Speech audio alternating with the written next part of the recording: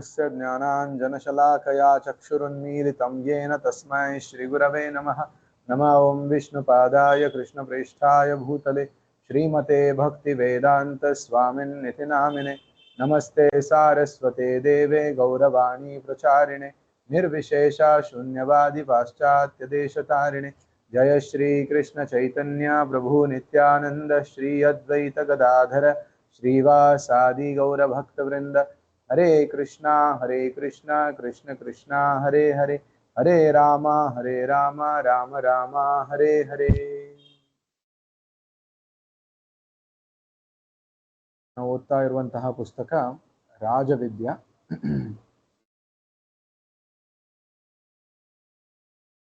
C Bhaktivedanta ಸ್ವಾಮಿ ಶ್ರೀಲ ಪ್ರಭುಪಾದರು ಬರೆದಿರುವಂತಹ ಪುಸ್ತಕ.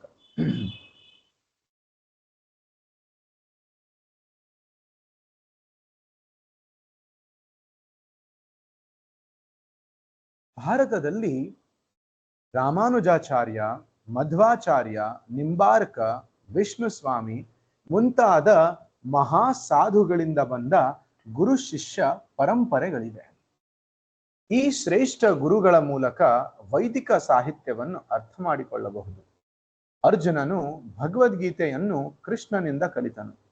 ನಾವು ಅದನ್ನು ಅರ್ಥ ಮಾಡಿಕೊಳ್ಳಬೇಕಾದರೆ ಅರ್ಜುನನಿಂದ ಕಲಿಯಬೇಕೇ ಹೊರತು ಬೇರೆ ಯಾವುದೇ ಮೂಲದಿಂದಲ್ಲ. ನಮಗೆ ಭಗವದ್ಗೀತೆಯ ಜ್ಞಾನ ಸ್ವಲ್ಪ ಇದ್ದರೆ ಅದು ಅರ್ಜುನನ ಅರಿವಿನೊಂದಿಗೆ ಹೇಗೆ ತಾಳೆ ಹೊಂದುತ್ತದೆ ಎಂದು ನೋಡಬೇಕು. ಸೊ ಯಾರಾದ್ರೂ ನಮಗೆ ಭಗವದ್ಗೀತೆ ಅರ್ಥ ಆಗಿದೆ ಎಂದು ಹೇಳ್ತಾ ಇದ್ದಾರೆ ಅಂದ್ರೆ ಅವರು ಮೊದಲು ಅರ್ಜುನನಿಗೆ ಭಗವದ್ಗೀತೆ ಕೇಳಿದ ಮೇಲೆ ಏನು ಅರಿವಾಗಿತ್ತೋ ಅದ್ರ ಜೊತೆ ಹೋಲಿಕೆ ಮಾಡಬೇಕು. ಅರ್ಜುನನ ಅರಿವಿನ ಜೊತೆ ನಮ್ಮ ಅರಿವು, ನಮ್ಮ ಅಂಡರ್ಸ್ಟ್ಯಾಂಡಿಂಗ್ ಮ್ಯಾಚ್ ಆಗ್ತಾ ಇದೆ ಅಂದ್ರೆ ನಮ್ಗೆ ಭಗವದ್ಗೀತೆ ಅರ್ಥ ಆಗಿದೆ ಅಂತ ಅರ್ಥ. ಈಗ ಅರ್ಜುನನ ಅರಿವೇನಿತ್ತು? ಭಗವಂತನಿಂದ ಸಾಕ್ಷಾತ್ ದೇವೋತ್ತಮ ಪರಮ ಪುರುಷ ಶ್ರೀ ಕೃಷ್ಣನಿಂದ ಭಗವದ್ಗೀತೆಯನ್ನ ಕೇಳಿದ ಮೇಲೆ ಅರ್ಜುನ ಏನಾತ ಹೇಳ್ತಾನೆ? ಅರ್ಜುನನ ಸಾಕ್ಷಾತ್ಕಾರ ಏನು? ಅರ್ಜುನನಿಗೆ ಏನ್ ಅರಿವಾಯಿತು? ಪರಂ ಬ್ರಹ್ಮ ಪರಂ ಧಾಮ ಪವಿತ್ರಂ ಪರಮಂ ಭವಾನ್ ಪುರುಷಂ ಶಾಶ್ವತಂ ದಿವ್ಯಂ ಆದಿದೇವಂ ಅಜಂ ವಿಭುಂ. ಇದು ಅರ್ಜುನನ ಸಾಕ್ಷಾತ್ಕಾರ. ಇದು ಅರ್ಜುನನಿಗೆ ಅರಿವಾಗಿತ್ತು. ಏನು? ಓ ಕೃಷ್ಣ, ನೀನೇ ಪರಂ ಬ್ರಹ್ಮ, ನೀನೇ ಪರಂ ಧಾಮ, ನೀನೇ ಪರಮ ಪವಿತ್ರ. ಪರಂ ಬ್ರಹ್ಮ ಪರಂ ಧಾಮ ಪವಿತ್ರಂ ಪರಮಂ ಭವಾನ್. ಭವಾನ್ ಅಂದ್ರೆ ನೀನು, ನೀವು ಅಂತ. ಭವಾನ್ ಪುರುಷಂ ಶಾಶ್ವತಂ ದಿವ್ಯಂ. ನೀವೇ ಪರಮ ಪುರುಷರು, ನೀವೇ ಶಾಶ್ವತರು, ನೀವೇ ಓ ಕೃಷ್ಣ ಪುರುಷಂ ಪರಮಂ ದಿವ್ಯಂ. ದಿವ್ಯಂ ಅಂದ್ರೆ ಅಲೌಕಿಕವಾದಂತಹ ಪುರುಷರು. ಆದಿದೇವಂ, ನೀವೇ ಎಲ್ಲಾ ದೇವತೆಗಳ ಆದಿ. ಅಜಂ ವಿಭುಂ, ವಿಭು ಅಂದ್ರೆ ಎಲ್ಲಾ ವಿಭೂತಿಗಳ ಒಡೆಯ. ಇದು ಅರ್ಜುನನ ಅರಿವು. ಭಗವದ್ಗೀತೆ ಕೇಳಿದ ಮೇಲೆ ಅರ್ಜುನ ಒಪ್ಪಿಕೊಂಡ. ಏನಂತ? ಕೃಷ್ಣನೇ ದೇವೋತ್ತಮ ಪರಮ ಪುರುಷ ಅಂತ. ಇಡೀ ಭಗವದ್ಗೀತೆಯನ್ನ ಓದ್ಕೊಂಡು ಕೊನೆಗೆ ಏನ್ ಅರ್ಥ ಆಯ್ತು ಅಂದ್ರೆ, ಯಾರಾದ್ರೂ ನಾವು ಯಾರಿಗೂ ಕೆಟ್ಟದ್ದು ಮಾಡಬಾರ್ದು. ಎಷ್ಟೋ ಸಲ ಇದಾಗತ್ತೆ. ನಾವು ಕೂಡ ನಮ್ಮ ಸಂಪರ್ಕಕ್ಕೆ ಕೆಲವೊಬ್ರು ಬರ್ತಾರೆ, ನೀವು ಭಗವದ್ಗೀತಾ ಓದಿದಾರೆ ಅಂದ್ರೆ, ಹ್ಞೂ ಸ್ವಾಮೀಜಿ ಎಲ್ಲ ಓದಿದ್ದೀನಿ ನಾನು ಭಗವದ್ಗೀತಾ. ಕೆಲವೊಬ್ರಂತೂ ನಾನು ಪ್ರತಿದಿನ ಭಗವದ್ಗೀತೆ ಓದ್ತೀನಿ ಅಂತ ಹೇಳ್ತಾರೆ. ಹಾಗಾದ್ರೆ ನಿಮ್ಗೆ ಏನ್ ಅರ್ಥ ಆಯ್ತು ಭಗವದ್ಗೀತೆಯಿಂದ ಅಂದ್ರೆ, ಅವ್ರ ಉತ್ತರ ಏನಂದ್ರೆ, ನೋಡಿ ಸ್ವಾಮಿ, ನಾವು ಯಾರಿಗೂ ಕೆಟ್ಟದ್ದು ಮಾಡಬಾರ್ದು, ಎಲ್ಲರಿಗೂ ಒಳ್ಳೇದು ಮಾಡಬೇಕು, ಎಲ್ಲರಿಗೂ ಪ್ರೀತಿಯಿಂದ ನೋಡ್ಬೇಕು, ಎಲ್ಲರಿಗೂ ರೆಸ್ಪೆಕ್ಟ್ ಕೊಡ್ಬೇಕು,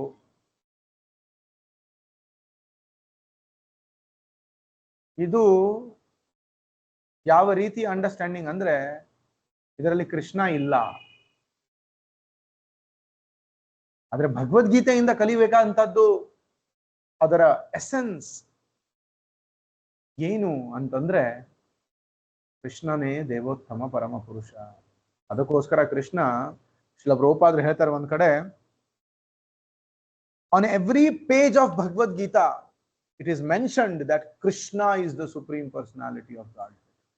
ಭಗವದ್ಗೀತೆಯ ಪ್ರತಿಯೊಂದು ಪುಟದಲ್ಲಿ ಹೇಳಲಾಗಿದೆ ಕೃಷ್ಣನೇ ದೇವೋತ್ತಮ ಪರಮ ಪುರುಷ ಅಂತ. ಈ ಸಾಕ್ಷಾತ್ಕಾರ ನಿಮ್ಗೆ ಆಗಿಲ್ಲ ಅಂದ್ರೆ ನೀವು ಭಗವದ್ಗೀತೆ ಓದಿದ್ದು ವ್ಯರ್ಥ ಎಂದು ಅರ್ಥ. ಯಾಕೆಂದ್ರೆ ಎಲ್ಲಾ ಪಾಠಗಳನ್ನ ತಿಳ್ಕೊಂಡು ಕೊನೆಗೆ ಕೃಷ್ಣನನ್ನ ತಿಳ್ಕೊಳ್ಳಿಲ್ಲ ಅಂದ್ರೆ ಎಲ್ಲಾ ಪಾಠ ಕಲ್ತು ವ್ಯರ್ಥನೆ.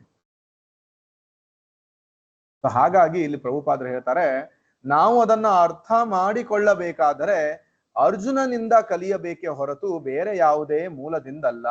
ನಮಗೆ ಭಗವದ್ಗೀತೆಯ ಜ್ಞಾನ ಸ್ವಲ್ಪ ಇದ್ದರೆ ಅದು ಅರ್ಜುನನ ಅರಿವಿನೊಂದಿಗೆ ಹೇಗೆ ತಾಳೆ ಹೊಂದುತ್ತದೆ ಎಂದು ನೋಡಬೇಕು. ಅರ್ಜುನನು ಮಾಡಿದಂತೆಯೇ ನಾವು ಭಗವದ್ಗೀತೆಯನ್ನು ಅರಿತ ಪಕ್ಷದಲ್ಲಿ ನಮ್ಮ ಅರಿವು ಸರಿಯಾದದ್ದು ಎಂದು ನಾವು ತಿಳಿದುಕೊಳ್ಳಬಹುದು. ನಾವು ಭಗವದ್ಗೀತೆಯ ಅಧ್ಯಯನ ಮಾಡಲು ಇದೇ ಪ್ರಮಾಣವಾಗಿದೆ. ಭಗವದ್ಗೀತೆಯಿಂದ ನಾವು ಪ್ರಯೋಜನ ಪಡೆಯಬೇಕೆಂದಿದ್ದರೆ ಈ ದಾರಿಯನ್ನೇ ಅನುಸರಿಸಬೇಕು. ಆದ್ರೆ ಭಗವದ್ಗೀತೆಯ ಅಲ್ಲಿ ಅರ್ಜುನ ಭಗವಂತನ ಅರಿವು ಅವನಿಗೆ ಆ ರೀತಿ ಆಗ್ಬೇಕಂದ್ರೆ ಮೊದಲು ಅವನು ಏನ್ ಮಾಡಿದ್ದ? ಶಿಷ್ಯಸ್ತೇಹಂ ಶಾಧಿಮಾಂ ತ್ವಾಂ ಪ್ರಪನ್ಯಂ ಕಾರ್ಪಣ್ಯ ದೋಷೋಪಹತ ಸ್ವಭಾವ ಪ್ರಚ್ಛಾಮಿತ್ವಂ ಧರ್ಮ ಸಮ್ಮೂಢ ಚೇತಃ. ಧರ್ಮ ಸಮ್ಮೂಢ ಅಂದ್ರೆ I am in religious dilemma. ಯಾವುದು ಧರ್ಮ, ಯಾವುದು ಅಧರ್ಮ, ಯಾವುದು ಮಾಡಬೇಕು, ಯಾವುದು ಮಾಡಬಾರದು ಅಂತ ನನಗೆ ಗೊತ್ತಿಲ್ಲ. ಕಾರ್ಪಣ್ಯ ದೋಷೋಪಹತ ಸ್ವಭಾವ, ನನ್ನ ಒಂದು ಕರುಣೆ ಅನ್ನುವಂತಹ ಸ್ವಭಾವದಿಂದ ನನಗೆ ನನ್ನ ಹೃದಯ ಆ ಕರುಣೆಯಿಂದ ತುಂಬಿ ಬಂದಿರುವುದರಿಂದ ಯಾವುದು ಧರ್ಮ ಯಾವುದು ಅಧರ್ಮ ಎಂದು ನನಗೆ ಗೊತ್ತಾಗ್ತಾ ಇಲ್ಲ.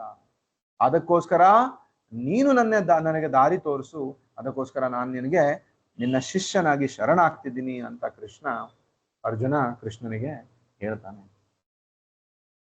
ಅದ ನಂತರನೇ ಕೃಷ್ಣ ಅರ್ಜುನನಿಗೆ ನಿಜವಾದ ಭಗವದ್ಗೀತೆಯ ಸಾರವನ್ನ, ಭಗವದ್ಗೀತೆಯ ನಿಜವಾದ ಉಪದೇಶಗಳನ್ನ ಹೇಳಲಿಕ್ಕೆ ಪ್ರಾರಂಭ ಮಾಡಿತು.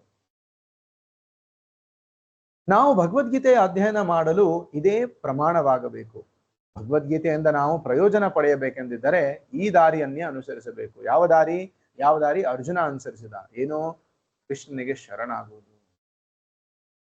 ಅದು ಸಂತೆಯಲ್ಲಿ ಕೊಂಡುಕೊಳ್ಳಬಹುದಾದ ಒಂದು ಸಾಮಾನ್ಯ ಪುಸ್ತಕ ಅಲ್ಲ. ಸುಮ್ಮನೆ ಓದಿ ನಿಘಂಟಿನ ಸಹಾಯದಿಂದ ಅರ್ಥ ಮಾಡಿಕೊಳ್ಳಬಹುದಾದ ಕೃತಿ ಅಲ್ಲ. ಅದು ಸಾಧ್ಯವೇ ಇಲ್ಲ. ಹಾಗಿದ್ದರೆ ಈ ಯೋಗ ವಿಜ್ಞಾನವು ನಷ್ಟವಾಯಿತು ಎಂದು ಕೃಷ್ಣನು ಹೇಳುತ್ತಲೇ ಇರಲಿಲ್ಲ. ಕೃಷ್ಣ ಹೇಳ್ತಾನಲ್ವಾ, ಪರಂಪರೆಯಿಂದ ಇದು ಬಂತು, ಆದ್ರೆ ಒಂದು ಕಡೆ ಪರಂಪರೆ ನಿಂತು ಹೋಯಿತು, ಹಾಗಾಗಿ ಈ ಜ್ಞಾನ ನಷ್ಟವಾಯಿತು. ಏವಂ ಪರಂಪರಾ ಪ್ರಾಪ್ತಂ ಇಮಂ ರಾಜರ್ಷಯೋ ವಿದುಹು ಸಕಾಲೇ ನೇಹ ಮಹತ ಯೋಗೋ ನಷ್ಟ ಪರಂತಪಃ. ಸಕಾಲೇ ನೇಹ ಮಹತ, ಪರಂಪರೆಯಿಂದ ಇದು ಬಂತು. ಏವಂ ಪರಂಪರಾ ಪ್ರಾಪ್ತಂ, ಪರಂಪರೆಯಿಂದ ಇದು ಬರ್ತಾ ಇತ್ತು ಪ್ರಾಪ್ತವಾನ್ ಮೊದಲು ನಾನು ಹೇಳಿದ್ದು ಯಾರಿಗೆ? ಇಮಂ ವಿವಸ್ವತೆ ಯೋಗಂ ಪ್ರೋಕ್ತವಾನ್ ಅಹಂ ಅವ್ಯಯಂ ವಿವಸ್ವಾನ್ ಮನವೇ ಪ್ರಾಹ ಮನುರ್ ಇಕ್ಷ್ವಾಕವೇ ಅಬ್ರವೀತ್. ಮೊದಲು ವಿವಸ್ವಾನಿಗೆ ಹೇಳಿದೆ, ವಿವಸ್ವಾನ್ ಅವನ ಮಗನಿಗೆ ಹೇಳ್ದ, ಅವನ ಶಿಷ್ಯನಿಗೆ ಹೇಳ್ದ. ಈ ರೀತಿ ಏವಂ ಪರಂಪರಾ ಪ್ರಾಪ್ತಂ, ಇಮಂ ರಾಜ ಋಷಿಗಳ ಪರಂಪರೆಯಲ್ಲಿ ಬಂತು. ಆದ್ರೆ ಸಕಾಲೇನ ಇಹ ಮಹತ ಯೋಗೋ ನಷ್ಟ ಪರಂತಪ. ಇಂತಹ ಮಹಾನ್ ಯೋಗ ಪದ್ಧತಿ ಭಗವದ್ಗೀತೆ ಇದು ಹೇಗೆ ಕಾಲಕ್ರಮೇಣ ಏನಾಯ್ತು? ನಷ್ಟ ಆಯಿತು. ಹೇಗೆ ನಷ್ಟ ಆಯಿತು? ಅದಕ್ಕೆ ಮುಂಚೆನೂ ನಾನು ಹೇಳಿದ್ದೆ, ಎರಡು ರೀತಿಯಲ್ಲಿ ಈ ಪರಂಪರೆ ನಷ್ಟ ಆಗುತ್ತೆ. ಒಂದು, ಆ ಪರಂಪರೆಯಲ್ಲಿ ಬಂದಿರುವಂತಹ ಆಚಾರ್ಯರು ಗುರುಗಳು ಇದನ್ನ ಅವರ ಶಿಷ್ಯರಿಗೆ ಈ ಜ್ಞಾನವನ್ನ ಈ ಯೋಗವನ್ನ ಕೊಡಲೇ ಇಲ್ಲ. ಅವರು ಗುರುಗಳಿಂದ ಅವರು ಪಡ್ಕೊಂಡ್ರು, ಆದ್ರೆ ಅವರು ಅವರ ಶಿಷ್ಯಂದ್ರಿಗೆ ಕೊಡ್ಲಿಲ್ಲ. ಆವಾಗ ಇದು ನಷ್ಟ ಆಗತ್ತೆ. ಇಲ್ಲ ಅಂದ್ರೆ ಇನ್ನೊಂದು, ಅವರು ಅವರ ಶಿಷ್ಯಂದ್ರಿಗೆ ಕೊಟ್ರು, ಆದ್ರೆ ಆಸ್ ಇಟ್ ಈಸ್ ಯಥಾರೂಪವಾಗಿ ಕೊಟ್ಟಿಲ್ಲ. ನಾನು ನನ್ನ ಗುರುಗಳಿಗಿಂತಗಳಿಂದ ಏನ್ ತಿಳ್ಕೊಂಡಿದ್ದೆ ಅದರಲ್ಲಿ ಪ್ಲಸ್ ಮೈನಸ್ ಮಾಡ್ಕೊಂಡು ನನ್ನ ಶಿಷ್ಯಂದ್ರಿಗೆ ಹೇಳ್ಕೊಟ್ಟೆ. ಆವಾಗ ಕೂಡ ಯೋಗ ನಷ್ಟ ಆಗ್ತದೆ. ಈ ರೀತಿ ಕೃಷ್ಣ ಹೇಳ್ತಾನೆ, ಈ ರೀತಿ ಯೋಗ ನಷ್ಟ ಆಯಿತು.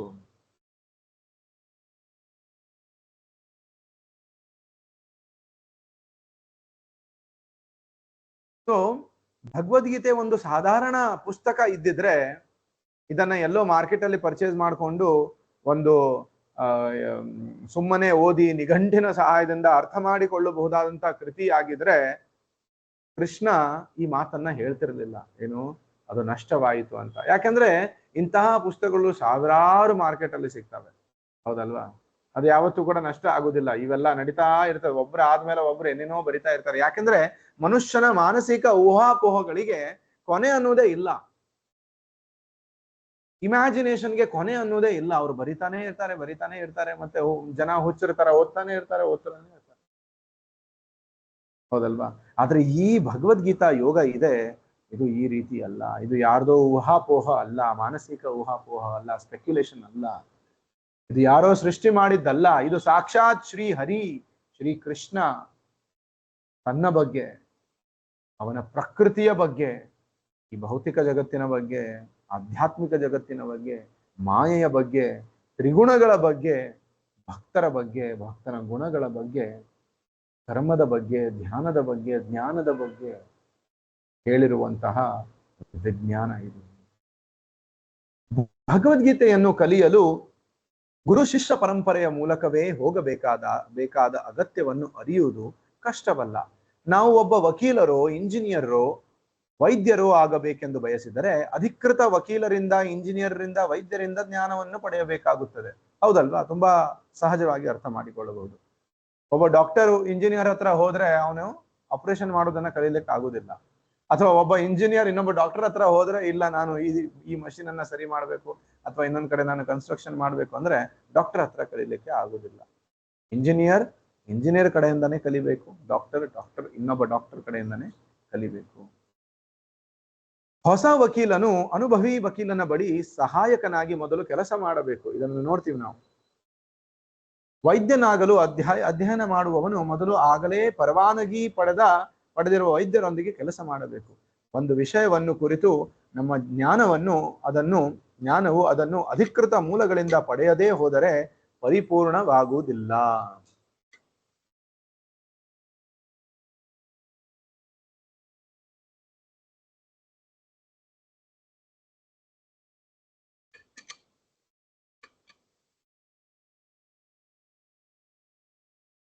ಜ್ಞಾನವನ್ನು ಪಡೆಯಲು ಎರಡು ದಾರಿಗಳಿವೆ. ಒಂದು ಅನುಗಮನ, ಮತ್ತೊಂದು ನಿಗಮನ. ಈ ನಿಗಮನ ಪದ್ಧತಿಯೇ ಹೆಚ್ಚು ಸಮರ್ಪಕವಾದುದೆಂದು ಭಾವಿಸಲಾಗಿದೆ.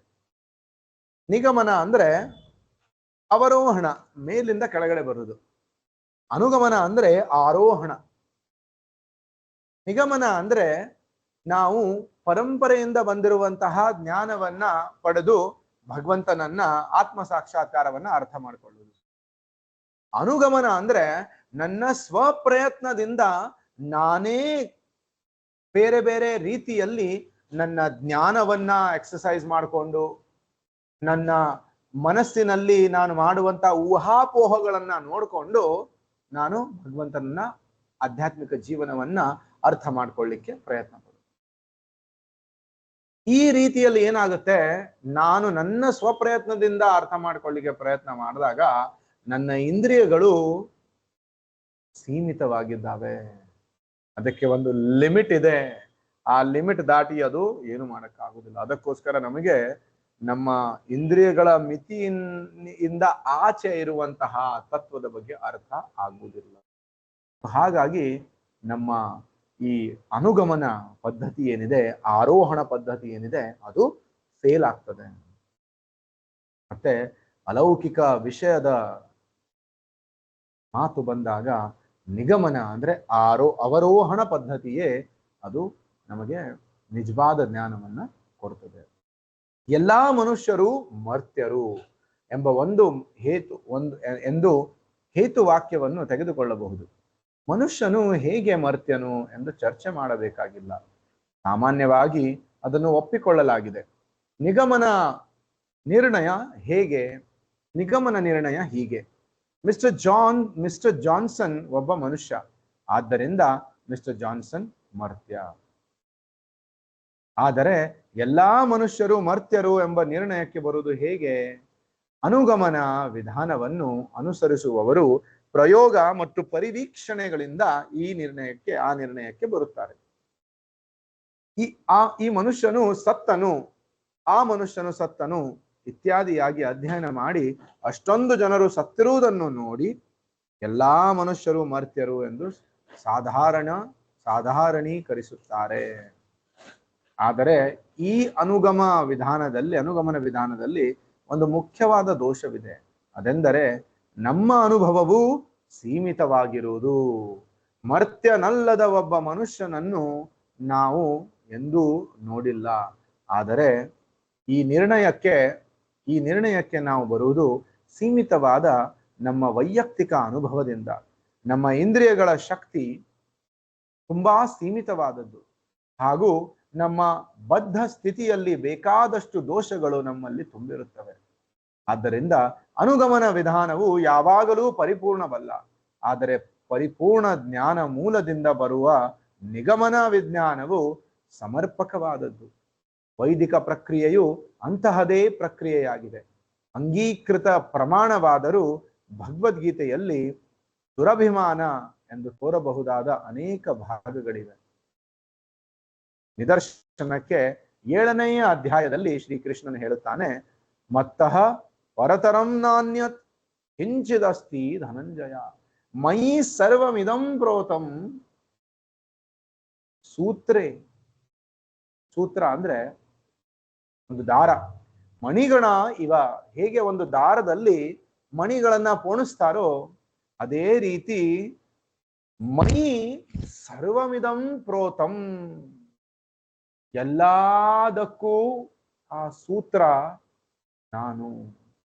ಎಲ್ಲಾ ಜೀವಿಗಳು, ಎಲ್ಲಾ ಪ್ರಪಂಚಗಳು, ಭೌತಿಕ ಪ್ರಪಂಚ, ಆಧ್ಯಾತ್ಮಿಕ ಪ್ರಪಂಚ, ಭಗವಂತನ ಬಹಿರಂಗ ಶಕ್ತಿ, ಅಂತರಂಗ ಶಕ್ತಿ, ಇವೆಲ್ಲವನ್ನು ನಾವು ಮಣಿಗಳಿಗೆ ಹೋಲಿಸಿದ್ರೆ ಈ ಎಲ್ಲಾ ಮಣಿಗಳನ್ನು ಒಟ್ಟಿಗೆ ಇಟ್ಟುಕೊಂಡಿದ್ದು ಯಾವುದು?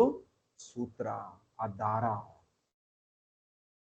ಒಂದು ವೇಳೆ ಒಂದು ಮಣಿಯ ಒಂದು ಸರಪಳಿ ಇದೆ ಅಂತ ಅರ್ಥ ಮಾಡ್ಕೊಳ್ಳಿ. ಒಂದು ನೆಕ್ಲೆಸ್, ಮಣಿಯ ನೆಕ್ಲೆಸ್, ಪರ್ಲ್ ನೆಕ್ಲೆಸ್. ಅದ್ರ ಒಳಗಡೆ ಥ್ರೆಡ್ ಇರ್ತದೆ. ಒಂದು ವೇಳೆ ಆ ಥ್ರೆಡ್ ಅನ್ನ ಕಟ್ ಮಾಡಿಬಿಟ್ರೆ ಎಲ್ಲಾ ಪರ್ಲ್ಸ್ ಎಲ್ಲಾ ಪಿಲ್ಲಿ ಆಗ್ಬಿಡ್ತವೆ.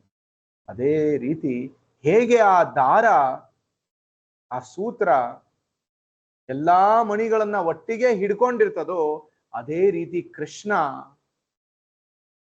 ಎಲ್ಲಾ ಲೋಕಗಳನ್ನ, ಎಲ್ಲಾ ಜೀವಿಗಳನ್ನ ಅದರ ಜಾಗಕ್ಕೆ ಇಡ್ತಾನೆ. ಹಾಗಾಗಿ ಮತ್ತಃ ಪರತರಂ ನ ಅನ್ಯತ್, ಕೃಷ್ಣನಿಗಿಂತ ಮೇಲೆ ಯಾರು ಇಲ್ಲ. ಕಿಂಚಿತ್, ಯಾರೂ ಇಲ್ಲ. ಧನಂಜಯ, ಓ ಅರ್ಜುನ, ಧನಂಜಯ, ನನಗಿಂತ ಮೇಲೆ ಯಾವುದೂ ಇಲ್ಲ. ಧನಂಜಯನೇ, ನನಗಿಂತ ಮಿಗಿಲಾದ ಸತ್ಯವು ಯಾವುದೂ ಇಲ್ಲ. ಎಲ್ಲವೂ ನನ್ನ ಮೇಲೆ ನಿಂತಿವೆ, ಸೂತ್ರಕ್ಕೆ ಪೋಣಿಸಿದ ಮಣಿಗಳ ಹಾಗೆ. ನನಗಿಂತ ಶ್ರೇಷ್ಠವಾದ ಪ್ರಮಾಣ ಬೇರೆ ಯಾವುದೂ ಇಲ್ಲ ಎಂದು ಕೃಷ್ಣನು ಹೇಳುತ್ತಿದ್ದಾನೆ. ಇದು ಅಂಧಾಭಿಮಾನವೆಂಬಂತೆ ತೋರಬಹುದು. ನನಗಿಂತ ದೊಡ್ಡವರು ಬೇರೆ ಯಾರೂ ಇಲ್ಲ ಎಂದು ಹೇಳಿದರೆ ಜನರು, ಓಹೋ, ಈ ಸ್ವಾಮಿಗಳಿಗೆ ಬಹಳ ಗರ್ವ ಬಂದಿದೆ ಎಂದು ಭಾವಿಸಬಹುದು. ಇವಾಗ ಕೂಡ ಜನ ಹೇಳ್ತಾರೆ, ಯಾರಿಗೆ ಕೃಷ್ಣನ ಮೇಲೆ ದ್ವೇಷನೋ, ಕೃಷ್ಣ ಇಷ್ಟ ಇಲ್ವೋ, ಅವ್ರು ಹೇಳ್ತಾರೆ, ಏನ್ರಿ ನಿಮ್ಮ ಕೃಷ್ಣ ಎಲ್ಲಾ ಕಡೆ ನಾನೇ ನಾನೇ ನಾನೇ ಅಂತ ಹೇಳ್ಕೊಂಡು ಅವನು ಡಮರು ಬಾರಿಸ್ತಾ ಇರ್ತಾನೆ ಅಂತ. ನಾನೇ ಸರ್ವಸ್ವ, ನಾನೇ ಎಲ್ಲದಕ್ಕೂ ಮೂಲ, ನಾನೇ ಎಲ್ಲದರ ಒಡೆಯ, ನಾನೇ ಎಲ್ಲಕ್ಕಿಂತ ಮೇಲವನು, ನನಗೇ ಶರಣಾಗಿ ಅಂತ ನಿಮ್ಮ ಕೃಷ್ಣ ಹೇಳ್ತಾನೆ. ಯಾಕೆ ಆಗ್ಬೇಕು ನಾವು ಅಂತ, ಅವನಿಷ್ಟು ಯಾಕೆ ಗರ್ವ ಪಡ್ತಾನೆ ಅಂತ ಕೇಳ್ತಾನೆ. ಅಷ್ಟೊಂದು ಅಪರಿಪೂರ್ಣತೆಗಳಿಂದ, ಕೊರತೆಗಳಿಂದ ಬದ್ಧನಾಗಿರುವ ಮನುಷ್ಯನು ತಾನು ಎಲ್ಲರಿಗಿಂತಲೂ ಶ್ರೇಷ್ಠ ಎಂದು ಹೇಳಿಕೊಂಡರೆ ಅದು ದೈವದ್ರೋಹ. ಆದರೆ ಕೃಷ್ಣನು ಹಾಗೆ ಹೇಳಬಹುದು. ನಾವು ಹೇಳ್ಕೊಂಡ್ರೆ ಅದು ದೈವದ್ರೋಹ. ಕೃಷ್ಣ ಹೇಳ್ಬೋದು, ಯಾಕಂದ್ರೆ ಕೃಷ್ಣನೇ ನಿಜವಾದ ಒಡೆಯ. ಈಗ ಒಬ್ಬ ತಂದೆ ಇದ್ದಾನೆ ಅಂತ ಅನ್ಕೊಳ್ಳಿ, 4-5 ಜನ ಮಕ್ಕಳಿದ್ದಾರೆ, ಅದರಲ್ಲಿ ಒಬ್ಬನಿಗೆ ತುಂಬಾ ಗರ್ವ ಬರುತ್ತೆ. ಅವನು ಹೋಗಿ ನಾನೇ ನಿಮ್ಮೆಲ್ಲರ ತಂದೆ ಅಂತ ಹೇಳಿದ್ರೆ ಹೇಗಿರ್ತದೆ ಬೇರೆ ಮಕ್ಕಳಿಗೆ? ಸತ್ಯ ಅಲ್ಲ. ಆದ್ರೆ ತಂದೆ ಆದವನು ಹೇಳಬಹುದು ಅದನ್ನ, ಏನಂತ? ಮಕ್ಕಳೇ ಇಲ್ಲಿ ಬನ್ನಿ, ನಾನೇ ನಿಮ್ಮ ತಂದೆ, ನಾನೇ ನಿಮಗೆ ಜನ್ಮ ಕೊಟ್ಟಿದ್ದು. ತಂದೆ ಆಗಿ ತಂದೆ ಹೇಳಬಹುದು ಅದನ್ನ, ಯಾಕಂದ್ರೆ ಅದು ಸತ್ಯ. ಅದೇ ರೀತಿ ಕೃಷ್ಣ ಹೇಳ್ತಾನೆ, ನಿಮ್ಮೆಲ್ಲರ ತಂದೆ ನಾನು. ಮಮ ಏವ ಅಂಶೋ ಜೀವಲೋಕೆ ಜೀವಭೂತ ಸನಾತನಃ. ಶಾಶ್ವತವಾಗಿಯೂ ಕೂಡ ನೀವೆಲ್ಲರೂ ನನ್ನ ಅಂಶ. ನಾನು ಎಲ್ಲರ ತಂದೆ. ಪಿತಾಹಮಸ್ಯ ಜಗತೋ ಮಾತಾ ಧಾತಾ ಪಿತಾಮಹ. ನಾನೇ ನಿಮ್ಮೆಲ್ಲರ ಪಿತಾ, ನಾನೇ ನಿಮ್ಮೆಲ್ಲರ ಪಿತಾಮಹ, ನಾನೇ ಮಾತಾ, ನಾನೇ ಧಾತಾ. ಕೃಷ್ಣ ಇದನ್ನ ಹೇಳ್ತಾ ಇದ್ದಾರೆ. ಎಲ್ಲವನ್ನು ಕೂಡ 1 by 1 ಹೇಗೆ ಕೃಷ್ಣನೇ ಪಿತಾ, ಹೇಗೆ ಕೃಷ್ಣನೇ ಪಿತಾಮಹ ಅಂದ್ರೆ ಅಜ್ಜ, ಮತ್ತೆ ಹೇಗೆ ಕೃಷ್ಣನೇ ಮಾತಾ, ಮತ್ತೆ ಹೇಗೆ ಕೃಷ್ಣನೇ ಧಾತ ಎಂದು ತುಂಬಾ ವಿಸ್ತಾರವಾಗಿ ಅರ್ಥ ಮಾಡ್ಕೋಬಹುದು. ಒಂದ್ಸಲ ನಮ್ಗೆ ಅನ್ಸುತ್ತೆ, ಈ ಮಾತನ್ನ ಒಂದು ಸಲ ಕೃಷ್ಣನಿಂದ ಕೇಳಿದಾಗ, ಹೇಗಪ್ಪ ಕೃಷ್ಣನೇ ಮಾತಾ, ಕೃಷ್ಣನೇ ಪಿತಾ, ಕೃಷ್ಣನೇ ಧಾತ. ಧಾತ ಅಂದ್ರೆ ಮೇಂಟೈನರ್ ಅಥವಾ ಧಾತ್ರಿ ಅಂತಾರಲ್ವಾ, ಮೇಂಟೈನ್ ಮಾಡೋರು, ಮೇಂಟೆನೆನ್ಸ್ಗೆ ನೋಡ್ಕೊಳ್ಳೋರು, ಕೇರ್ ಟೇಕರ್, ಆ ರೀತಿ. ಆಮೇಲೆ ಪಿತಾಮಹ, ಅಜ್ಜನೂ ಕೃಷ್ಣ. ಸೈಮಲ್ಟೇನಿಯಸ್ಲಿ ಇದು ಹೇಗ್ ಸಾಧ್ಯ? ಇದು ಸಾಧ್ಯ. ಒಂದು ಸಣ್ಣ ಫ್ಯಾಮಿಲಿನೇ ತಗೊಂಡ್ಬಿಟ್ರೆ, ತಂದೆ ತಾಯಿ ಮಕ್ಕಳು, ಅಜ್ಜ ಅಜ್ಜಿ ಇದಾರಂತ ಅನ್ಕೊಳ್ಳಿ, ಮತ್ತೆ ಕೇರ್ ಟೇಕರು ಇದಾರಂತ ಅನ್ಕೊಳ್ಳಿ. ಒಂದು ಮಗುಗೆ ತಂದೆ ಮಾಡುವಂತಹ ಕೆಲಸ, ಆ ಮಗುಗೋಸ್ಕರ ತಾಯಿ ಮಾಡುವಂತಹ ಕೆಲಸ, ಅವನ ಅಜ್ಜ ಅಜ್ಜಿ ಮಾಡುವಂತಹ ಕೆಲಸ, ಆ ಧಾತ್ರಿ ಮಾಡುವಂತಹ ಕೆಲಸ, ಎಲ್ಲಾ ಕೆಲಸವೂ ಕೂಡ ನಮ್ಮ ಜೀವನದಲ್ಲಿ ಕೃಷ್ಣ ಮಾಡ್ತಾ ಇದ್ದಾನೆ. ನಮ್ಗೆ ತಂದೆ ತರ ನಮಗೇನು ಬೇಕೋ ಅದು ಸಪ್ಲೈ ಮಾಡ್ತಾ ಇದ್ದಾನೆ. ತಾಯಿ ತರ ನಮ್ಮ ಪೋಷಣೆ ಮಾಡ್ತಾ ಇದ್ದಾನೆ. ಅಜ್ಜ ಅಜ್ಜಿ ತರ ನಮಗೆ ನೀತಿ ಕಥೆಗಳನ್ನ ಹೇಳ್ತಾ ಇದ್ದಾನೆ. ಮತ್ತೆ ಕೇರ್ ಟೇಕರ್ ತರ ನಮ್ಮ ಪಾಲನೆನೂ ಮಾಡ್ತಾ ಇದ್ದಾನೆ. ಸೊ ಹೀಗಿರುವಾಗ ಕೃಷ್ಣ ಯಾಕೆ ಹೇಳಬಾರ್ದು, ಮಾತಾಹಮಸ್ಯ ಜಗತೋ ಪಿತಾಹಮಸ್ಯ ಜಗತೋ ಮಾತಾ ಧಾತಾ ಪಿತಾಮಹ. ಇವತ್ತೇ ಬೆಳಗಿನ ಪ್ರವಚನದಲ್ಲಿ ನಮ್ಮ ಆಚಾರ್ಯರು ಶ್ರೀಲ ಪ್ರಭುಪಾದರು ಹೇಳ್ತಾ ಇದ್ರು, ಯಾರೋ ಒಬ್ರು ಬೇರೆ ಸಮಾಜದವರು, ಅಂದ್ರೆ ಬಹಳಷ್ಟು ಆರ್ಗನೈಸೇಷನ್ಸ್ ಇರ್ತವೆ, ಪ್ರಭುಪಾದ ಸಮಯದಲ್ಲೂ ಆ ರೀತಿ ಬಹಳಷ್ಟು ಆರ್ಗನೈಸೇಷನ್ಸ್ ಇದ್ವು. ಆರ್ಯ ಸಮಾಜ ಅಂತ ಬಂತು ಇತ್ತು. ಅವರು ಬಂದು ಪ್ರಭುಪಾದರಿಗೆ ಹೇಳಿದ್ರು, ಯಾಕಂದ್ರೆ ಅವರು ಭಗವಂತನ ವಿಗ್ರಹದ ಪೂಜೆಯಲ್ಲಿ ಅವರು ನಂಬಿಕೆ ಇಡುವುದಿಲ್ಲ. ಬಂದು ಹೇಳಿದ್ರು, ಏನ್ ನಿಮ್ಮ ಕೃಷ್ಣನಿಗೆ ನೀವು ನೈವೇದ್ಯ ಮಾಡ್ತೀರಾ, ಅವನೇನ್ ತಿಂತಾನ ಅಂತ. ಪ್ರಭುಪಾದ ಹೇಳ್ತಾರೆ, ಅವರಿಗೆ ಪ್ರಭುಪಾದರು ಉತ್ತರ ಕೊಡ್ತಾರೆ, ಏನು? ಹೌದು, ಕೃಷ್ಣ ತಿಂತಾನೆ. ಅವರು ಕೇಳ್ತಾರೆ, ಅದು ಹೇಗೆ ಹೇಳ್ತೀರಾ ಕೃಷ್ಣ ತಿಂತಾನೆ ಅಂತ? ಪ್ರಭುಪಾದರು ಹೇಳ್ತಾರೆ, ಯಾಕೆಂದ್ರೆ ಕೃಷ್ಣ ಸ್ವತಃ ಭಗವದ್ಗೀತೆಯಲ್ಲಿ ಹೇಳ್ತಾನೆ, ಪತ್ರಂ ಪುಷ್ಪಂ ಫಲಂ ತೋಯಂ ಯೋಮೇ ಭಕ್ತ್ಯಾ ಪ್ರಯಚ್ಛತಿ ತದಹಂ ಭಕ್ತಿ ಉಪಹೃತಂ ಅಶ್ನಾಮಿ. ಕೃಷ್ಣ ಹೇಳ್ತಾನೆ, ಅಶ್ನಾಮಿ, ನಾನು ತಿನ್ನುತ್ತೇನೆ. ಸಂಸ್ಕೃತ ಭಾಷೆಯಲ್ಲಿ ಅಶ್ನಾಮಿ ಅಂದ್ರೆ ತಿನ್ನುತ್ತೇನೆ ಅಂತ. ಅಶ್ನಾಮಿ ಪ್ರಯತಾತ್ಮನಃ. ಯಾರಾದ್ರೂ ಭಕ್ತರು ಪ್ರೀತಿಯಿಂದ, ಇದು ಮುಖ್ಯ, ಭಕ್ತಿಯಿಂದ ಪ್ರೀತಿಯಿಂದ ನನಗೆ ಒಂದು ಪತ್ರ, ಒಂದು ಎಲೆ, ತುಳಸಿ ದಳ, ಒಂದೇ ಒಂದು ತುಳಸಿ ದಳ, ಪತ್ರಂ ಪುಷ್ಪಂ ಒಂದು ಹೂವು, ಫಲಂ ಒಂದೇ ಒಂದು ಹಣ್ಣು, ತೋಯಂ ಸ್ವಲ್ಪ ನೀರು, ಇದನ್ನ ಪ್ರೀತಿಯಿಂದ ಇಷ್ಟೇ ಆದ್ರೂ ಕೂಡ ಪ್ರೀತಿಯಿಂದ ನನಗೆ ಅರ್ಪಣೆ ಮಾಡಿದ್ರೆ ಅಶ್ನಾಮಿ, ನಾನು ಸ್ವೀಕರಿಸ್ತೀನಿ, ನಾನು ತಿಂತೀನಿ ಅಂತ ಕೃಷ್ಣ ಹೇಳ್ತಾನೆ. ಸೊ ನಮಗೇನು ಆಧಾರ? ನಾವು ಲಾಜಿಕಲ್ ರೀಸನಿಂಗ್ ಎಲ್ಲಾ ಕೊಟ್ಟು ಎಕ್ಸ್ಪ್ಲೇನ್ ಮಾಡ್ತಾ ಹೋದ್ರೆ ಹುಚ್ಚರಿಗೆ ಅರ್ಥ ಆಗುದಿಲ್ಲ. ಬುದ್ಧಿವಂತನಿಗೆ ಭಗವಂತ ಹೇಳಿದಾನೆ ಅಂದ್ರೆ ಒಪ್ಕೋಬೇಕು ಅಷ್ಟೇ.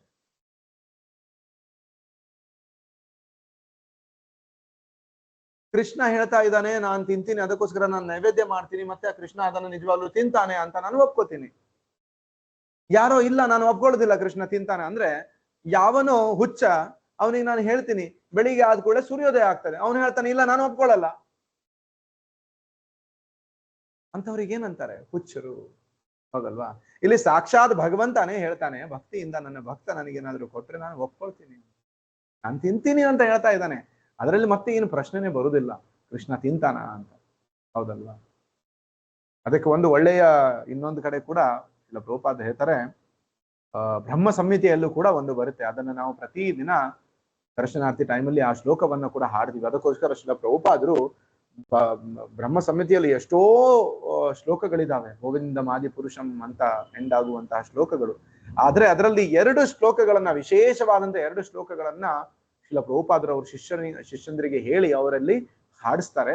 ಅದನ್ನೇ ಶ್ರೀಲ ಪ್ರಭುಪಾದರು ಪ್ರತಿಯೊಂದು ಇಸ್ಕಾನ್ ದೇವಸ್ಥಾನದಲ್ಲಿ 7:15 ದರ್ಶನಾರ್ಥಿ ಟೈಮಲ್ಲಿ ಅದನ್ನ ಹಾಡ್ತಾರೆ. ಅಂಗಾನಿ ಯಸ್ಯ ಸಕಲೇಂದ್ರಿಯ ವೃತ್ತಿಮಂತಿ ಪಶ್ಯಂತಿ ಪಾಂತಿ ಕಲಯಂತಿ ಚಿರಂ ಜಗಂತಿ ಆನಂದ ಚಿನ್ಮಯ ಸದುಜ್ವಲ ವಿಗ್ರಹಸ್ಯ ಗೋವಿಂದಮಾದಿ ಪುರುಷಂ ತಮಹಂ ಭಜಾಮಿ. ಏನದು? ಅಂಗಾನಿ ಯಸ್ಯ ಸಕಲೇಂದ್ರಿಯ ವೃತ್ತಿಮಂತಿ. ಭಗವಂತನ ಪ್ರತಿಯೊಂದು ಇಂದ್ರಿಯವು ಬೇರೆ ಎಲ್ಲಾ ಇಂದ್ರಿಯಗಳ ಕೆಲಸ ಮಾಡ್ತವೆ, ಅದು ಭಗವಂತ. ನಾವು ಕೈಯಿಂದ ಬರೀ ಏನಾದ್ರೂ ಎತ್ತಬಹುದು ಅಥವಾ ಏನಾದ್ರೂ ಮುಟ್ಟಬಹುದು ಅಷ್ಟೇ. ನಾವು ಕೈಯಿಂದ ನೋಡ್ಲಿಕ್ಕೆ ಆಗುದಿಲ್ಲ, ನಾವು ಕೈಯಿಂದ ಕೇಳಲಿಕ್ಕಾಗುದಿಲ್ಲ. ಕೇಳಬೇಕಂದ್ರೆ ಕಿವಿಯಿಂದ ಮಾತ್ರ ಸಾಧ್ಯ. ಕೇಳಬೇಕಂದ್ರೆ ನಾನು ನಾಲಿಗೆಯಿಂದ ಕೇಳ್ತೀನಿ, ಕಣ್ಣಿಂದ ಕೇಳ್ತೀನಿ, ಮೂಗಿಂದ ಕೇಳ್ತೀನಿ, ಆಗುದಿಲ್ಲ. ಕಿವಿಯಿಂದಾನೇ ಕೇಳಬೇಕು. ನಾನೇನಾದ್ರೂ ತಿನ್ನಬೇಕಂದ್ರೆ ಬಾಯಿಂದ ಮಾತ್ರ ತಿನ್ಬೇಕು, ಕಣ್ಣಲ್ಲೇ ಹಾಕಿದ್ರೆ ತಿನ್ಲಿಕ್ಕೆ ಆಗುದಿಲ್ಲ, ಕಿವಿಯಲ್ಲೇ ಹಾಕಿ ತಿನ್ಲಿಕ್ಕೆ ಆಗುದಿಲ್ಲ. ಆದ್ರೆ ಕೃಷ್ಣ ಹಾಗಲ್ಲ. ಕೃಷ್ಣನ ಪ್ರತಿಯೊಂದು ಇಂದ್ರಿಯವು ಬೇರೆ ಎಲ್ಲಾ ಇಂದ್ರಿಯಗಳ ಕೆಲಸ ಮಾಡ್ತವೆ, ಅದು ಕೃಷ್ಣ. ಅಂಗಾನಿ ಯಸ್ಯ ಸಕಲ ಇಂದ್ರಿಯ ವೃತ್ತಿಮಂತಿ. ವೃತ್ತಿ ಅಂದ್ರೆ ಕೆಲಸ. ಅಂಗಾನಿ ಯಸ್ಯ, ಅಂಗ ಪ್ರತಿಯೊಂದು ಅಂಗಗಳು ಸಕಲೇಂದ್ರಿಯ ವೃತ್ತಿಮಂತ್ರಿ, ಬೇರೆ ಎಲ್ಲಾ ಇಂದ್ರಿಯಗಳ ಕೆಲಸ ಮಾಡ್ತವೆ. ಇದನ್ನೇ ಈ ಶ್ಲೋಕವನ್ನೇ ಆಧಾರವಾಗಿ ಇಟ್ಕೊಂಡು ಶ್ರೀಲ ಪ್ರಭುಪಾದರು ಹೇಳ್ತಾರೆ, ಕೃಷ್ಣ ನಾವು ಅರ್ಪಿಸುವಂತಹ ಭೋಗವನ್ನ ಹೇಗ್ ಸ್ವೀಕರಿಸ್ತಾನೆ? ಕೃಷ್ಣ ಕಣ್ಣು ಮುಖಾಂತರ ತಿಂತಾನೆ. ಕೃಷ್ಣ ಅದನ್ನ ನೋಡಿದ್ರೆ ಸಾಕು, ಕೃಷ್ಣ ಅದನ್ನ ಸ್ವೀಕರಿಸ್ತಾನೆ. ಕೃಷ್ಣ ಕೃಷ್ಣ ಕಣ್ಣಿನಿಂದ ತಿನ್ನಬಹುದು. ಈ ಸೃಷ್ಟಿ ಮಾಡಿದಾಗ ಹೇಳ್ತಾರೆ, ಭಗವಂತ ಈ ಸೃಷ್ಟಿ ಮೇಲೆ ಬರೇ ಕಣ್ಣು ಹಾಯಿಸಿದ್ನಂತೆ. He impregnated the entire world with jivas just by his glance. ಈಗ ಒಬ್ಬ ಸಾಧಾರಣ ಮನುಷ್ಯ, ಒಂದು ಗಂಡು ಮತ್ತೆ ಒಂದು ಹೆಣ್ಣು, ಅವರ ಸಮಾಗಮನ ಆದ್ರೆ ಮಾತ್ರ ಒಂದು ಹೆಣ್ಣು ಪ್ರೆಗ್ನೆಂಟ್ ಆಗ್ಲಿಕ್ಕೆ ಸಾಧ್ಯ. ಒಬ್ಬ ಗಂಡಸು ಬರೇ ಹೆಣ್ಣನ್ನ ನೋಡ್ಕೊಂಡೇ ಅವರಿಗೆ ಪ್ರೆಗ್ನೆಂಟ್ ಮಾಡ್ಲಿಕ್ಕೆ ಆಗುದಿಲ್ಲ. ಆದ್ರೆ ಭಗವಂತನಿಗೆ ಇದು ಸಾಧ್ಯ. ಭಗವಂತ ಕಣ್ಣಿನಿಂದ ಮಾಡ್ತಾನೆ, ಯಾಕಂದ್ರೆ ಅವನ ಒಂದು ಇಂದ್ರಿಯ ಪ್ರತಿಯೊಂದು ಬೇರೆ ಇಂದ್ರಿಯಗಳ ಕೆಲಸ ಮಾಡ್ತಾನೆ. ಇದು ಭಗವಂತ. ವೈದಿಕ ವ್ಯವಸ್ಥೆಯಲ್ಲಿ ಅತ್ಯಂತ ಶ್ರೇಷ್ಠ ಮೂಲದಿಂದ ಪಡೆದ ಜ್ಞಾನವೇ ಪರಿಪೂರ್ಣವಾದದ್ದು ಎಂದು ಪರಿಗಣಿಸಬೇಕು. ವೇದಗಳ ಪ್ರಕಾರ 3 ಬಗೆಯ ಸಮರ್ಥನೆಗಳಿವೆ: ಪ್ರತ್ಯಕ್ಷ, ಅನುಮಾನ ಮತ್ತೆ ಶಬ್ದ. ಇವೆಲ್ಲ ಈ 3 ಪ್ರಮಾಣಗಳಿಂದ ನಾವು ಜ್ಞಾನವನ್ನ ಪಡಿತೀವಿ. 3 ರೀತಿಯಲ್ಲಿ ಜ್ಞಾನವನ್ನ ಪಡಿತೀವಿ. ಒಂದೇನು? ಪ್ರತ್ಯಕ್ಷ ಪ್ರಮಾಣ, ಡೈರೆಕ್ಟ್ ನಮ್ಮ ಇಂದ್ರಿಯಗಳಿಂದ ಅದನ್ನ ಗ್ರಹಿಸಿಕೊಂಡು, ಕಣ್ಣಿನಿಂದ ನೋಡ್ಕೊಂಡು ಅಥವಾ ಕಿವಿಯಿಂದ ಕೇಳ್ಕೊಂಡು ಅಥವಾ ನಾಲಿಗೆಯಿಂದ ಟೇಸ್ಟ್ ಮಾಡ್ಕೊಂಡು ಮೂಗಿಂದ ವಾಸನೆ ನೋಡ್ಕೊಂಡು ಅಥವಾ ಕೈಯಿಂದ ಸ್ಪರ್ಶ ಮಾಡಿಕೊಂಡು ನಾವು ಜ್ಞಾನವನ್ನ ಪಡಿತೀವಿ. ಹೌದಾ? ಇದಕ್ಕಂತಾರೆ ಪ್ರತ್ಯಕ್ಷ ಜ್ಞಾನ. ಇದಕ್ಕಿಂತ ಸ್ವಲ್ಪ ಮೇಲಿರೋದು ಅನುಮಾನ ಪ್ರಮಾಣ. ಅಂದ್ರೆ ಮನಸ್ಸಿನ ಮುಖಾಂತರ ಅನುಮಾನ ಮಾಡಿಕೊಂಡು ಸ್ಪೆಕ್ಯುಲೇಷನ್, ಮೆಂಟಲ್ ಸ್ಪೆಕ್ಯುಲೇಷನ್, ಮಾನಸಿಕ ಊಹಾಪೋಹ ಮಾಡಿಕೊಂಡು ಒಂದು ವಸ್ತುವಿನ ಬಗ್ಗೆ, ವ್ಯಕ್ತಿಯ ಬಗ್ಗೆ ಜ್ಞಾನವನ್ನ ಪಡೆದುಕೊಳ್ಳುವುದು. ಇನ್ನೊಂದು ಶಬ್ದ ಪ್ರಮಾಣ. ಅಂದ್ರೆ ಅಧಿಕೃತವಾದಂತಹ ವ್ಯಕ್ತಿಗಳ ಮುಖಾಂತರ ಅವರಿಂದ ಕೇಳಿಕೊಂಡು ಅರ್ಥ ಮಾಡ್ಕೊಳ್ಳುದು. ಪ್ರತ್ಯಕ್ಷ ಪ್ರಮಾಣ, ಅನುಮಾನ ಪ್ರಮಾಣ ಮತ್ತೆ ಶಬ್ದ ಪ್ರಮಾಣ. ಮೊದಲನೆಯದು ನೇರವಾಗಿ ಪ್ರತ್ಯಕ್ಷ ಗ್ರಹಿಕೆ. ನನ್ನ ಎದುರಿಗೆ ಒಬ್ಬ ವ್ಯಕ್ತಿಯು ಕುಳಿತಿದ್ದರೆ ಅವನು ಕುಳಿತಿರುವುದನ್ನು ನಾನು ನೋಡಬಲ್ಲೆ. ಅವನು ಅಲ್ಲಿ ಕುಳಿತಿದ್ದಾನೆ ಎಂಬ ಜ್ಞಾನವು ನನಗೆ ನನ್ನ ಕಣ್ಣುಗಳ ಮೂಲಕ ಬಂದಿದೆ. ಎರಡನೆಯ ವಿಧಾನ ಅನುಮಾನ. ಅದು ಕಿವಿಯ ಮೂಲಕ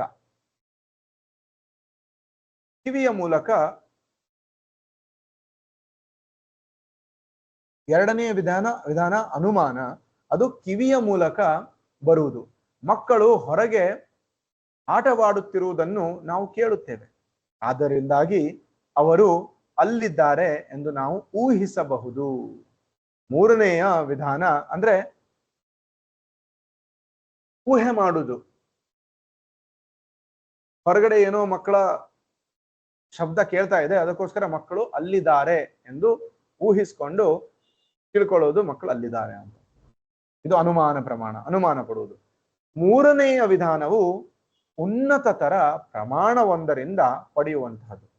ಮನುಷ್ಯನು ಮರ್ತ್ಯನು ಎಂಬಂತಹ ಉಕ್ತಿಯನ್ನು ಉನ್ನತವಾದ ಮೂಲಗಳಿಂದ ಪಡೆದು ಒಪ್ಪಿಕೊಳ್ಳಬಹುದು. ಎಲ್ಲಾ ಮನುಷ್ಯರು ಮರ್ತ್ಯರು ಎನ್ನುವುದು ಯಾರ ಅನುಭವಕ್ಕೂ ಬಂದಿಲ್ಲವಾದರೂ ಪ್ರತಿಯೊಬ್ಬನು ಇದನ್ನು ಒಪ್ಪಿಕೊಳ್ಳುತ್ತಾನೆ. ಪರಂಪರೆಯಿಂದ ಬಂದಿರುವ ಇದನ್ನು ಒಪ್ಪಬೇಕು. ಈ ಸತ್ಯವನ್ನು ಮೊದಲು ಯಾರು ಕಂಡು ಹಿಡಿದರು? ನೀನು ಸಂಶೋಧಿಸಿದೆಯೇನು ಎಂದು ಯಾರಾದರೂ ಕೇಳಿದರೆ ಉತ್ತರ ಹೇಳೋದು ತುಂಬಾ ಕಷ್ಟ. ಈ ಜ್ಞಾನವು ಇಳಿದು ಬಂದಿದೆ, ಅದನ್ನು ನಾವು ಒಪ್ಪಿಕೊಳ್ಳುತ್ತೇವೆ ಎಂದಷ್ಟು ಮಾತ್ರ ಹೇಳಬಹುದು. ಜ್ಞಾನಾರ್ಜನೆಯ 3 ವಿಧಾನಗಳಲ್ಲಿ ಮೂರನೆಯದು ಉನ್ನತ ಪ್ರಮಾಣದಿಂದ ಪಡೆಯುವುದು ಅತ್ಯಂತ ಪರಿಪೂರ್ಣವಾದುದೆಂದು ವೇದಗಳು ಹೇಳುತ್ತವೆ. ಪ್ರತ್ಯಕ್ಷ ಗ್ರಹಿಕೆ ಯಾವಾಗಲೂ ಅಸಮರ್ಪಕವೇ. ಅದರಲ್ಲೂ ಜೀವದ ಬದ್ಧ ಸ್ಥಿತಿಯಲ್ಲಿ ಅದು ಖಂಡಿತ ಅಸಮರ್ಪಕವೇ. ನೇರ ಗ್ರಹಿಕೆಯಿಂದ ಸೂರ್ಯನು ದೊಡ್ಡ ತಟ್ಟೆ ಎಂತಿರುವನೆಂದು ನಾವು ನೋಡುತ್ತೇವೆ. ನಾವು ಊಟ ಮಾಡುವ ತಟ್ಟೆಗಿಂತ ಅದು ದೊಡ್ಡದೇನಲ್ಲ. ಆದರೆ ವಿಜ್ಞಾನಿಗಳ ಮೂಲಕ ನಮಗೆ ಸೂರ್ಯನು ಭೂಮಿಗಿಂತ ಅನೇಕ ಸಹಸ್ರಪಟ್ಟು ದೊಡ್ಡದಾಗಿದ್ದಾನೆ ಎಂದು ತಿಳಿಯುತ್ತದೆ. 14,000 ಪಟ್ಟು ಭೂಮಿಗಿಂತ ಸೂರ್ಯನ ಗಾತ್ರ ಹೆಚ್ಚಾಗಿದೆ. ಈಗ ನಾವು ಯಾವುದನ್ನು ಒಪ್ಪಿಕೊಳ್ಳಬೇಕು? ವಿಜ್ಞಾನವು ಸಾರುವುದನ್ನೇ, ಪ್ರಮಾಣಗಳು ಹೇಳುವುದನ್ನೇ, ಅಥವಾ ನಮ್ಮ ಅನುಭವವನ್ನೇ? ಸೂರ್ಯನು ಎಷ್ಟು ದೊಡ್ಡದಾಗಿದ್ದಾನೆ ಎಂದು ನಾವೇ ಸಮರ್ಥಿಸಲು ಸಾಧ್ಯವಿಲ್ಲ. ಖಗೋಳ ವಿಜ್ಞಾನಿಗಳ ನಿರ್ಣಯವನ್ನು ನಾವು ಒಪ್ಪಿಕೊಳ್ಳುತ್ತೇವೆ. ಹೀಗೆಯೇ ನಮ್ಮ ಕಾರ್ಯಚಟುವಟಿಕೆಗಳ ಎಲ್ಲಾ ಕ್ಷೇತ್ರಗಳಲ್ಲೂ ಅಧಿಕೃತ ಪ್ರಮಾಣಗಳು ಹೇಳುವುದನ್ನು ನಾವು ಒಪ್ಪಿಕೊಳ್ಳುತ್ತೇವೆ. ವೃತ್ತಪತ್ರಿಕೆಗಳು ಮತ್ತು ರೇಡಿಯೋಗಳಿಂದ ಚೀನಾದಲ್ಲೂ, ಭಾರತದಲ್ಲೂ, ಜಗತ್ತಿನ ಇತರ ಸ್ಥಳಗಳಲ್ಲೂ ಇಂತಿಂತಹ ಘಟನೆಗಳು ಸಂಭವಿಸುತ್ತಿವೆ ಎಂದು ತಿಳಿದುಕೊಳ್ಳುತ್ತೇವೆ. ನಾವು ಈ ಘಟನೆಗಳನ್ನು ನೇರವಾಗಿ ಅನುಭವಿಸುತ್ತಿಲ್ಲ, ಅಥವಾ ನಾವು ನಿಜವಾಗಿ ನಡೆಯುತ್ತಿವೆಯೋ ಎನ್ನುವುದು ನಮಗೆ ಗೊತ್ತಿಲ್ಲ. ಅವು ನಿಜವಾಗಿಯೂ ನಡೆಯುತ್ತಿವೆಯೋ ಎನ್ನುವುದು ನಮಗೆ ಗೊತ್ತಿಲ್ಲ. ಯಾಕಂದ್ರೆ ನಾವು ಅಲ್ಲಿ ಹೋಗಿ ನೋಡ್ತಾ ಇಲ್ಲ. ಮುಂಬೈದಲ್ಲಿ ಬಾಂಬ್ ಬ್ಲಾಸ್ಟ್ ಆಯ್ತು ಅಂತ ಕೇಳ್ತೀವಿ, ಟಿವಿಯಲ್ಲಿ ನೋಡ್ತೀವಿ, ಒಪ್ಕೋತೀವಿ. ಆದ್ರೆ ಅಲ್ಲಿ ಹೋಗಿ ನಾವು ಚೆಕ್ ಮಾಡ್ಲಿಕ್ಕೆ ಹೋಗ್ತೀವಾ? ಆ ಟಿವಿಯಲ್ಲಿ ನೋಡಿದ್ದು ಮುಂಬೈನೇನಾ? ಅದು ನಿಜವಾಗ್ಲೂ ಬಾಂಬ್ ಬ್ಲಾಸ್ಟ್ ಆಯ್ತಾ ಇಲ್ಲ ಅಂತ ಅಲ್ಲಿ ಹೋಗಿ ನೋಡ್ಲಿಕ್ಕೆ ಹೋಗ್ತೀವಾ? ಇಲ್ಲ. ಅಧಿಕೃತವಾದಂತಹ ಟಿವಿ ಚಾನೆಲ್ಗಳು ಹೇಳ್ತಾ ಇದ್ದಾವೆ, ನ್ಯೂಸ್ ಚಾನೆಲ್ಗಳು ಹೇಳ್ತಾ ಇದ್ದಾರೆ, ರಿಪೋರ್ಟರ್ಸ್ ಹೇಳ್ತಾ ಇದ್ದಾರೆ, ನಾವು ಒಪ್ಕೊಳ್ತೀವಿ. ಆದರೆ ವೃತ್ತಪತ್ರಿಕೆ ಮತ್ತು ರೇಡಿಯೋಗಳ ಪ್ರಮಾಣವನ್ನು ಇಲ್ಲಿ ಒಪ್ಪಿಕೊಳ್ಳುತ್ತೇವೆ. ಜ್ಞಾನವನ್ನು ಪಡೆಯಬೇಕಾದರೆ ಪ್ರಮಾಣವನ್ನು ಒಪ್ಪಿಕೊಳ್ಳದೆ ಬೇರೆ ದಾರಿಯೇ ಇಲ್ಲ.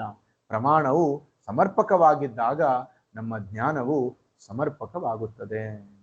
ಇಲ್ಲಿಗೆ ಮುಕ್ತಾಯ ಮಾಡೋಣ. ಮುಂದಿನ ಕ್ಲಾಸಲ್ಲಿ ಮುಂದೆ ತಿಳ್ಕೊಳ್ಳೋಣ. ವಿಶ್ವಗುರು ಶಿಲ ಪ್ರಭುಪಾದ ಕಿ ತಾಯಿ ಜೈ. ಗೌರ ಪ್ರೇಮಾನಂದೇ ಹರಿ ಹರಿ ಬೋಲ್. ಥ್ಯಾಂಕ್ ಯು ಪ್ರಭು. ಹರೇ ಕೃಷ್ಣ. ಹರೇ ಕೃಷ್ಣ ಪ್ರಭು.